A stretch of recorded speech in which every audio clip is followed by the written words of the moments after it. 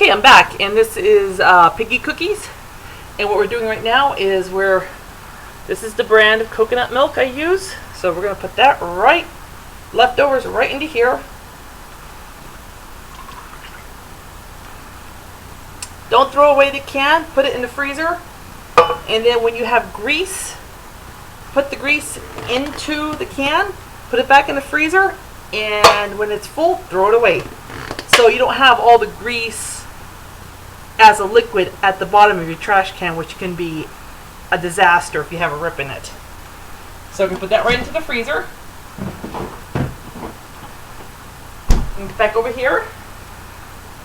Set it over here. We're going to put that right back in here.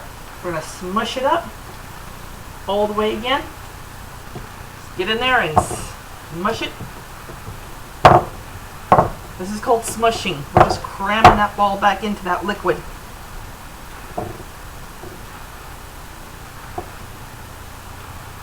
And 5 tablespoons is just fine.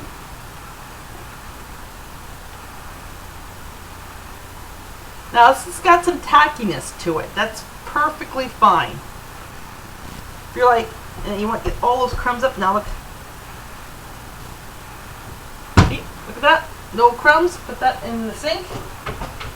Grab a little bit of the make a mess. Grab a little bit of flour.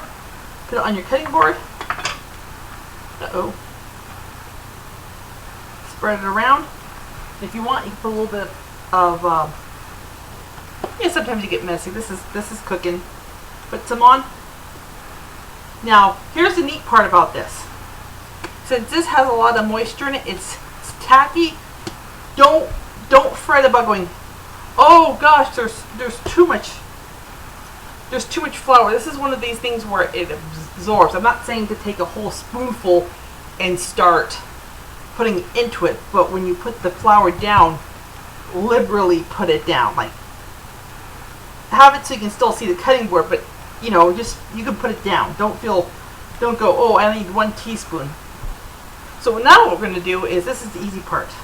Okay, you can put it into the refrigerator in a foil, you know, press it down, put it into foil, and let it sit in the refrigerator for 1 or 2 hours. Then bring it back out and make your cookies. Well, I like doing it this way. Get your fingers, and we're going to push down. Just keep on pushing down. And if you want, you can get your handy dandy disappearing. Oh. Why is that not open? Oh, we got something blocking. Oh, there we go. Get your handy dandy wax paper roll. Who says you have to use I think I have a video. It's like you do not have to use a rolling pin. You can use a wax paper roll. You can use a paper towel, the thick paper towel roll. Now, if you can see how white this other side is, don't panic. And just keep on squishing it out. There's no rhyme or reason. If it has a little tear here, it has a little tear there. It's just the way it is. Let's not forget the most important thing. Cookie cutter. This is a 3-inch cookie cutter. This is a flower-shaped one. I'll use the flower-shaped one. And then what you want to do is, if my finger was beside this, it's about, now mind you, if you have designer nails and you're going like, okay, it's this thick, don't count your designer nails because you're going to have a really thick cookie. It's about the length of my fingernail from the top to the bottom. I don't have nails, so it's about a nail's depth. So that's how I gauge it. So put your cookie cutter on top, slam it down, and then you want to wiggle it back and forth. Now the flour on the cutting board will make it loosen, and we got a perfect little piggy cookie that has no shape of a pig at all, but that's perfectly fine. This is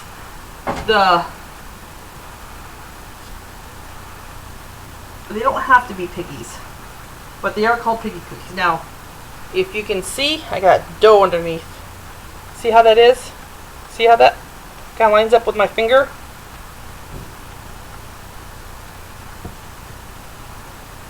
I had my nails done for my wedding, and I've never had my nails done before, and I don't know, I guess it's not for everyone, but I didn't like it. I really didn't. I kept on looking at my hands going, this is weird. And then when I tried to do cooking and baking,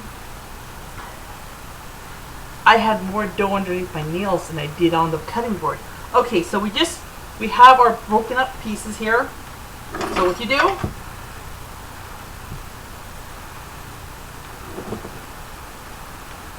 I forgot to add the vanilla, but that's okay. We're going to use it in the frosting. Okay, if you want, you can add a tablespoon next time, a teaspoon of vanilla powder. Vanilla, not powder, to the cookie dough, but that's fine because we're going to use the vanilla for the frosting too, so there'll be enough vanilla. Okay, so if you need a little bit more flour, spread it out on the bottom. And we're going to do the same thing again. Just push it out. Flip it over. Push it out.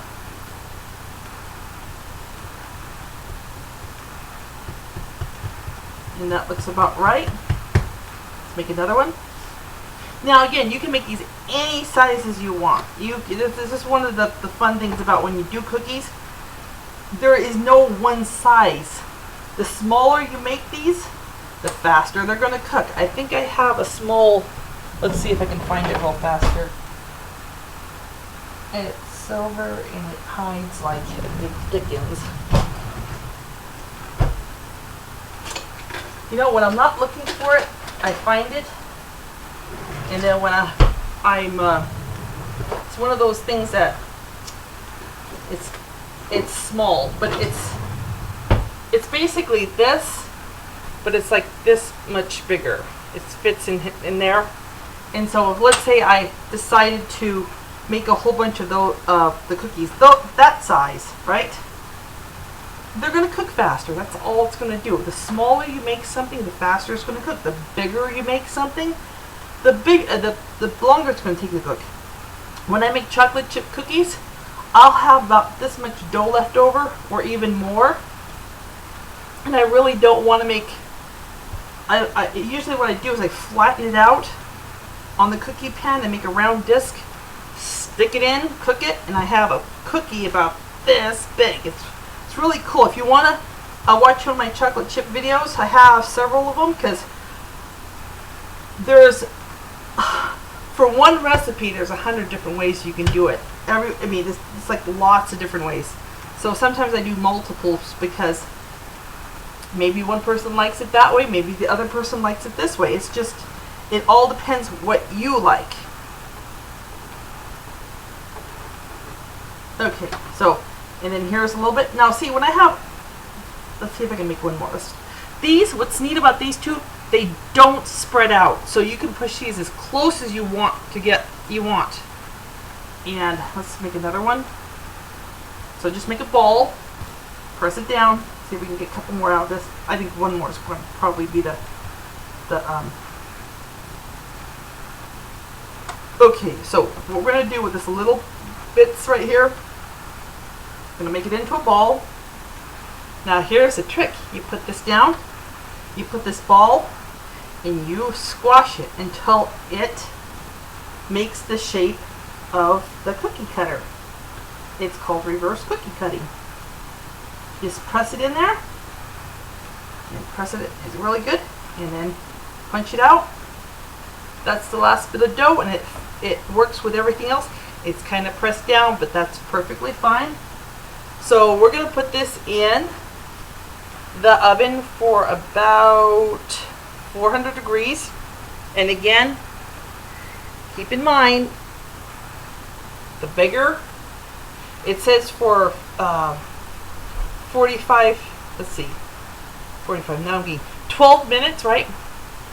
But the thing is, you always got to keep in mind, the recipe, if you went to the place where they did this, they're going to do it in a completely different way than I'm doing it and then you're doing it. So when you put these in, you got to realize, oh, these are a different size. So you always want to check them.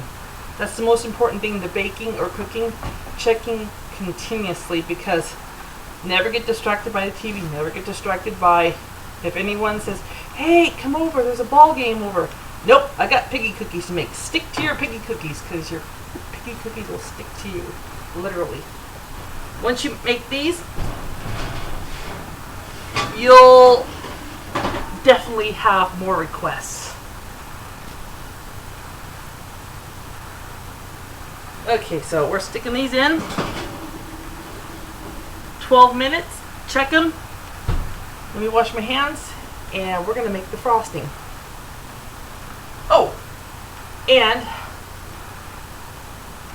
thinking, do I want to use the coconut milk? I don't think so. We're just gonna use water.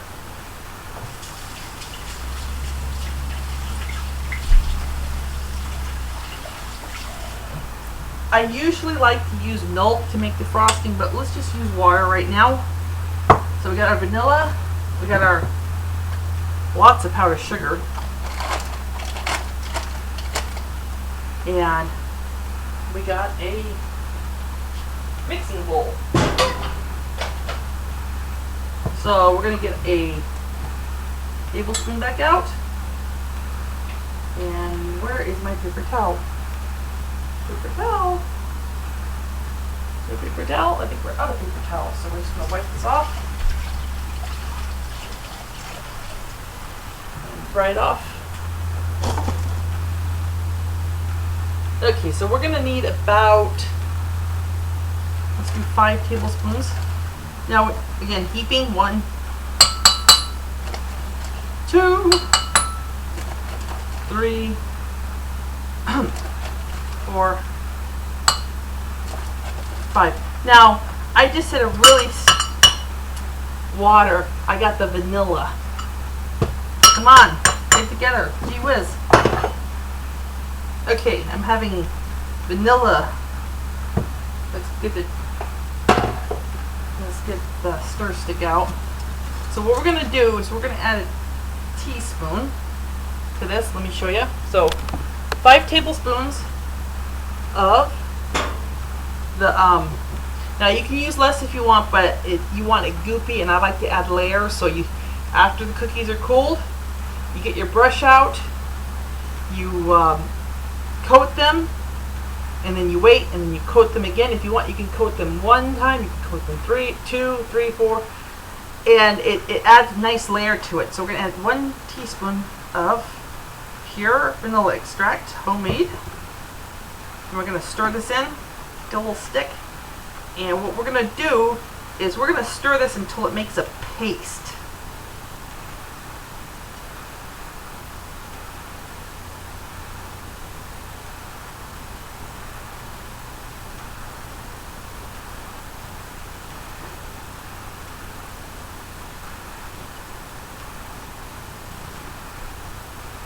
Let's add 1 more. So 2 teaspoons. That should be good. Because you want this to be a really, really good paste.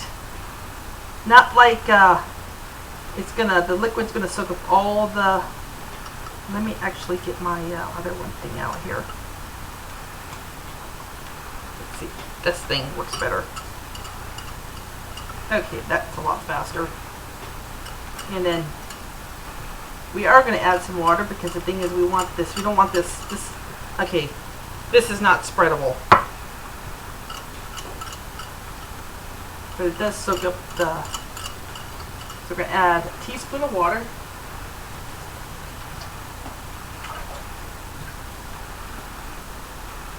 Let's make 2 teaspoons, because this is really thick. And believe me, you won't lose the.